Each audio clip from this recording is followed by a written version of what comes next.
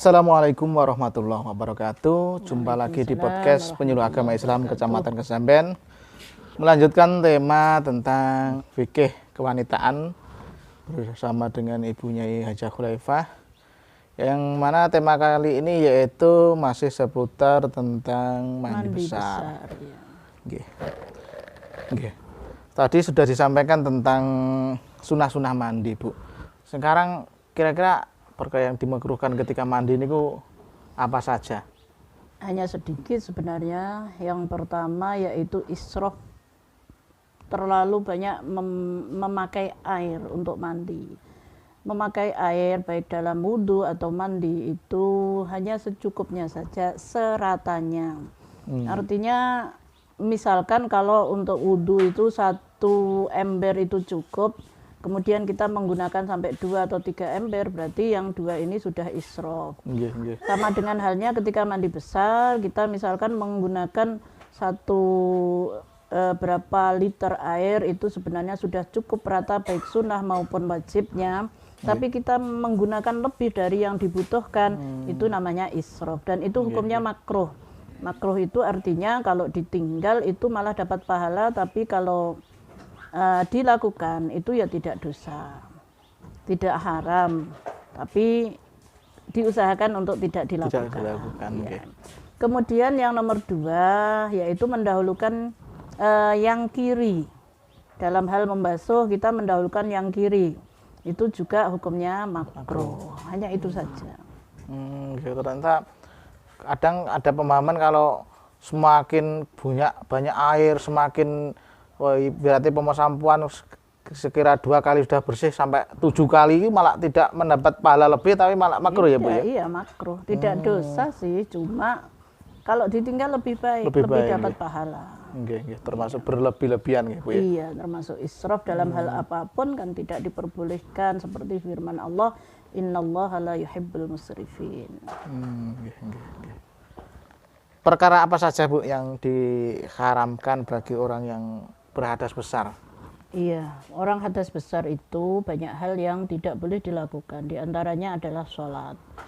Kemudian sujud, baik itu sujud tilawah maupun sujud syukur, itu tidak diperbolehkan. Misalkan dalam keadaan haid, kita mendapatkan sebuah nikmat besar. Kabar bahagia. Iya, kabar bahagia. Kemudian kita misalkan langsung sujud, itu tidak boleh. Karena apa? Orang sujud itu harus dalam keadaan suci. Harus dalam keadaan berwudu, juga harus menutup aurat. Banyak contohnya, misal ketika lomba menyanyi, terus menjadi juara. Tiba-tiba saja yang juara ini kemudian tiba-tiba sujud, itu haram. Kalau dalam keadaan hadas kecil sih masih boleh, tapi kalau keadaannya dia mandi hadas besar, maka ya tidak boleh. Dan syaratnya orang sujud syukur atau sujud tilawah itu harus dalam keadaan suci tubuhnya, kemudian auratnya tertutup. Itu. Kemudian yang nomor 2 bagi orang yang haji itu tidak boleh melakukan tawaf.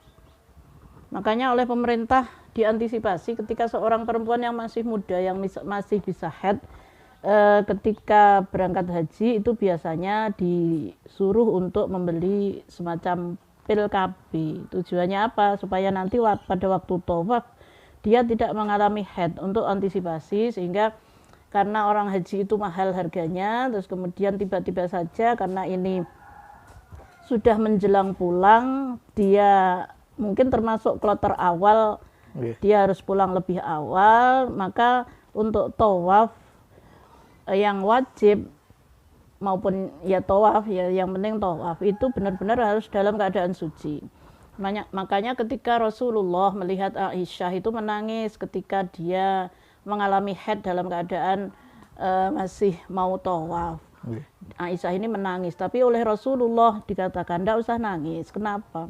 Karena perempuan ini ya memang kodratnya akan selalu mengalami haid. Nanti tunggulah sampai kamu bersih, barulah kamu melakukan tawaf. Itu kalau mereka di Makkah, di Madinah kan dekat. Tapi kalau kita dari Indonesia, kemudian belum selesai kewajiban kita, tiba-tiba haid dan sebentar lagi sudah mau pulang, kalau tidak segera nanti ditinggal rombongan, aduh gimana ini. Itu. Tapi sudah ada antisipasi sebelumnya, Bu, ya? Iya, dengan seperti itu. Kemudian menyentuh mushaf itu juga tidak boleh. Menyentuh Al-Quran dalam keadaan hadas, baik kecil ataupun besar, itu tidak boleh, seperti firman Allah, la yamassuhu illal mutahharun. Tidak boleh memegang Al-Quran kecuali orang yang benar-benar bersih. Kemudian membawa mushaf itu Al-Quran. Artinya kalau dalam keadaan hadas, baik itu besar maupun kecil, tidak diperbolehkan membawa mushaf.